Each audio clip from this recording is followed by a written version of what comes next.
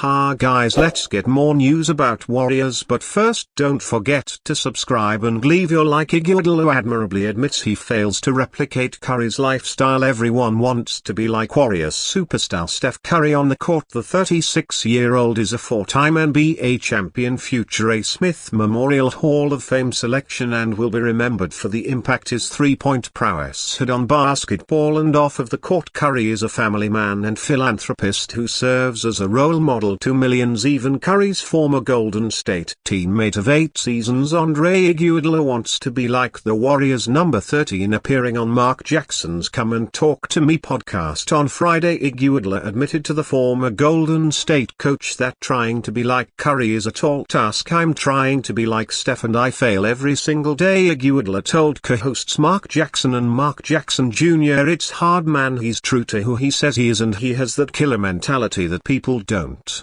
even know about. You try to learn his flaws, but they aren't even real flaws. He can be a class clown sometimes, but he's just a genuine human being. He's one of the few people I jump in front of a bullet for. I've been security for him a few times, telling people no autographs today. Back up. He's the one who you make sure nothing happens to him. It is easy to imagine how hard it is to quite literally be like Curry. When Curry works, he works hard. When Curry speaks, people listen. When Curry goes abroad, he comes home with gold. When Curry helps the youth, he donates and raises millions. You get the point. Over Iguodala's 19 NBA seasons he played with and against the game's biggest names, but Iguodala's effort to live like Curry even while 2 campaigns removed from being teammates speaks volumes about the sharpshooter's character. Iguodala is one of the world's most successful athletes away from the court. He has numerous business ventures and as impressive a LinkedIn profile as a basketball resume, but being like Curry, it might be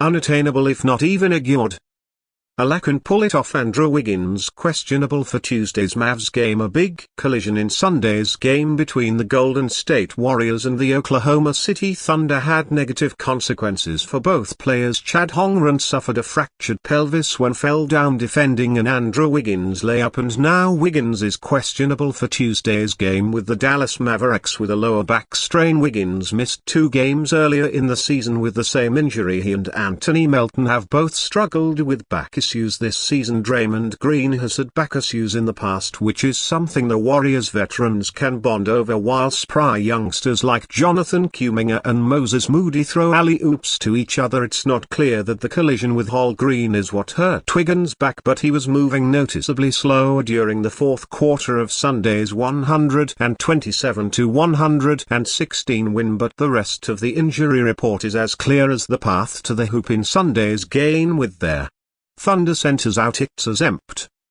Why of Warriors as the beach at Coney Island after the Riffs apprehended Luther and the Rogues. As for the Dallas Mavericks, Dante Exum is out. Forward PJ Washington is questionable with a knee injury. Center Derek Lively is questionable with a sprained right shoulder, which has kept him out for the last 4 games, though he practiced on Monday. The upside of a possible Wiggins absence: it might take some motivation away from Klay Thompson, who was famously upset that Wiggins along with Jordan P got a contract extension after the Warriors won the title in 2022. Thompson is shooting 35.4% from three-point range and 41.8% from the field this season, so actually the Warriors might prefer having Wiggins there to encourage Captain Klay to fire away at will. If Wiggins doesn't start, who should join Steph Curry to Anthony Melton, Draymond Green and Tracy Jackson Davis in the starting lineup? Blockbuster trade pitch sees Jimmy Butler join the Golden State Warriors. The Golden State Warriors are off to a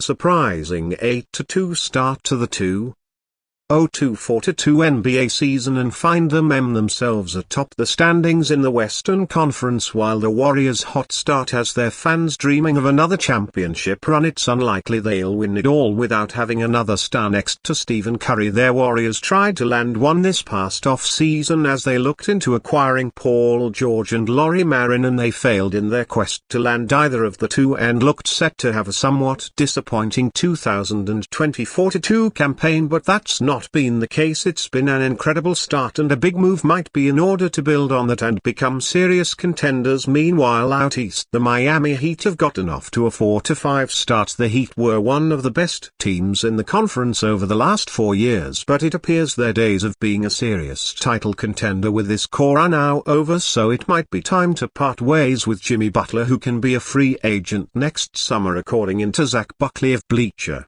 Report. The Warriors are the ideal landing spot for Butler, and I think they have a good package that would help Miami restructure that roster as well. While some might think that's not enough for a star like Butler, there are plenty of reasons why his value isn't as high as you might think. For starters, he can leave in free agency next year by opting out of his player option. Secondly, Butler is 35 years old and has a bit of an injury history, so it's a risk for any team to trade for him, but it might be a worthwhile risk for the Warriors. By acquiring Butler, the Warriors would get what they've been in desperate need of over the last 2 years: a consistent scoring option in the playoffs. Next to Curry, they came up well short in their title defense in 2023 because the likes of Klay Thompson, Andrew Wiggins and Jordan Poole failed to step up. Curry not having enough help in the postseason isn't something the Warriors would have to worry about if they have Butler. He averaged 27.1 points, 6.8 rebounds, 5.3 assists, 1.9